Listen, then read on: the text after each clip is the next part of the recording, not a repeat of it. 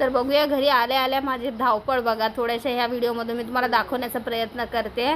आता मी आले कामावरून घरी आणि घरी आल्यावर पहिलं मी सगळ्यात पहिलं तर सगळ्या खिडक्या वगैरे ओपन करते. थोडा मोकळा वारा येऊ दे घरी, कारण की कसं थोडा वारा घेतला की बरं वाटतं. सगळ्या घरातल्या खिडक्या वगैरे ओपन करून मग मी जाते माझ्या चांगल्या माझ्या फेवरेट स्पॉटला जाते आणि थोडंसं आवरून वगैरे घेतलं की मी 10 मिनटं पहिला जाऊन माझ्या बाल्कनीत बसते. जसं सगळ्यांना माहीत असेल जे बघत असतील व्हिडिओ माझे की मला इथे रिलॅक्स वाटतं बाल्कनीत येऊन. मग मी 5-10 मिनटं इकडे थोडंसं फ्रेश एअर घेते की जेणेकरून मला फ्रेश वाटेल. मग त्यानंतर थोडेसे हातपाय वगैरे धुवून आपण फ्रेश झालो की बाकीच्या कामाला मी लगेच सुरुवात करते.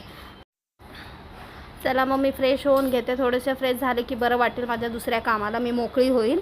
आणि फ्रेश होऊन इथून मी आली, आता फ्रेश होऊन आली आहे. तर आता मी सर्वप्रथम माझ्या किचनमध्ये जाते. थोडंसं सामान घेऊन आले, बिस्किट ब्रेड वगैरे माझं संपलेलं, तर ते छोट्या छोट्या वस्तू मी कामावर येताच घेऊन येते. आणि सगळ्यात पहिलं तर मी मला फ्रेश करण्यासाठी फ्रेश झाल्यानंतर पहिला चहा करते. चहा पिल्याशिवाय मला दुसरं काही सुचत नाही. मग मी माझ्या दुसऱ्या कामाला सुरुवात करते. चहा टोस्ट वगैरे मी खाल्ला. तर आता मी जाते किचनमध्ये परत एकदा आणि माझे जेवण बनवायचं आहे आज मला साधंच. तर इथे पीठ मळून घेते. तोपर्यंत आज आहे माझा बेत, अंड्याची भुर्जी करणार आहे मी. तर पीठ माझं मळून झालेलं आहे. तर मी अंडा भुर्जीसाठी 4 कांदे घेतले, 1 टमाटर घेतले, 2-4 मिरच्या घेतल्यात, ते कट करून घेतलेत. कढई मी पहिलं तेल गरम करून ठेवलेलं. तर आता कढईमध्ये तेल गरम झालं, त्यात आपण कांदा टाकून घेऊ. कांदा टाकल्यावर त्याच्यामध्ये वरचे आपल्या ज्या वस्तू कट केलेल्या आहेत त्या आपण टाकून घेऊया आणि हे चांगलं परतून घेऊ. जोपर्यंत हे ब्राऊन होत नाही तोपर्यंत आपण त्याला परतत राहू. आता कांदा टमाटर लवकर सॉफ्ट होण्यासाठी थोडंसं वरतून मीठ टाकलं आहे आणि ते सॉफ्ट झाल्यावर मग आपण त्यात काही बेसिक मसाले टाकू. मी मिरचीचं बनवलं आहे म्हणून मी लाल मसाला नाही टाकणार. धना पावडर, गरम मसाला आणि मीठ आपण टाकलं आहे त्यात आणि हळद थोडीशी.